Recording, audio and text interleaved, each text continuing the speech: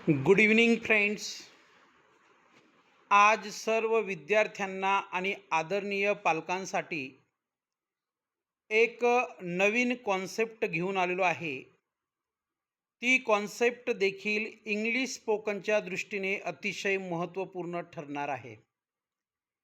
मी आजपर्यंत इंग्लिश स्पोकनच्या दृष्टीने जेवढ्या काही कॉन्सेप्ट आपल्याला सांगितल्या आहेत, शिकवल्या आहेत, एक्सप्लेन केलेल्या आहेत, त्या सर्व कॉन्सेप्टपेक्षा आजची ही कॉन्सेप्ट देखील एक नाविन्यपूर्ण आणि आपल्या सर्वांसाठी आगळीवेगळी ठरणार आहे.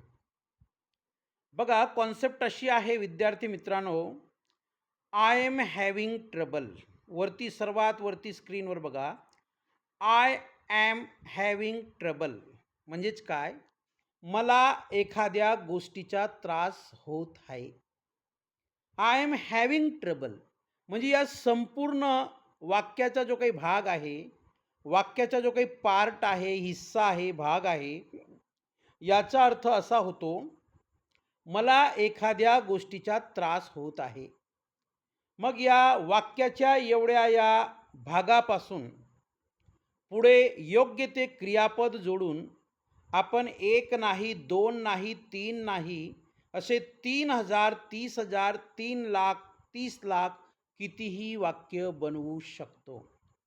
बघा, पहिलं वाक्य आहे, आय ॲम हॅव्हिंग ट्रबल. इथपर्यंत वाक्याचा अर्थ होतो, मला त्रास होत आहे.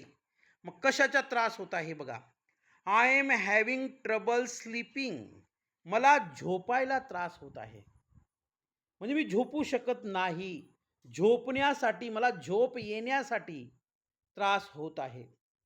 मग आता आय एम हॅव्हिंग ट्रबल एवढ्या वाक्यानंतर तुम्हाला प्रत्येक वाक्यामध्ये क्रियापदाचं चौथं रूप घ्यायचं आहे. मुख्य क्रियापदाचं चौथं रूप घ्यायचं आहे.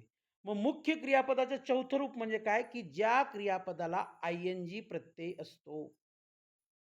ज्या क्रियापदाला इंग लावलेलं असतं, आय-एन-जी म्हणजे इंग. आता बघा, पहिल्या वाक्यामध्ये स्लीपिंग, बघा आय-एन-जी आहे. स्लीपिंग हे चौथं रूप आहे क्रियापदाचं.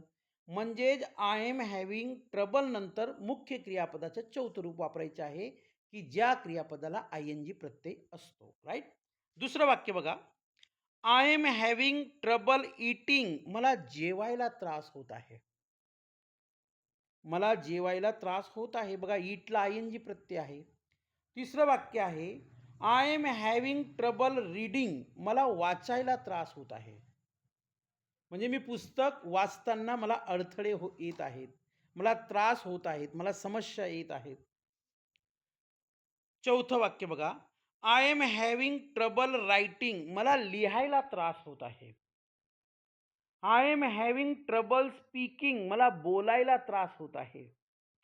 I am having trouble hearing. मला ऐकायला त्रास होत आहे. I am having trouble walking. मला चालायला त्रास होत आहे.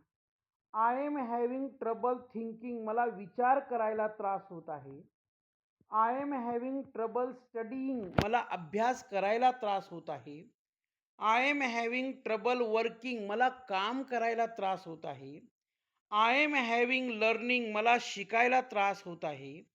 I am having trouble deciding. मला निर्णय घ्यायला त्रास होत आहे. म्हणजे मी निर्णय घेऊ शकत नाही. I am having trouble focusing. मला लक्ष केंद्रित करायला त्रास होत आहे. I am having trouble breathing. मला श्वास घ्यायला त्रास होत आहे. I am having trouble remembering. मला आठवायला त्रास होत आहे. I am having trouble choosing. मला निवडायला त्रास होत आहे. I am having trouble answering. मला उत्तर द्यायला त्रास होत आहे.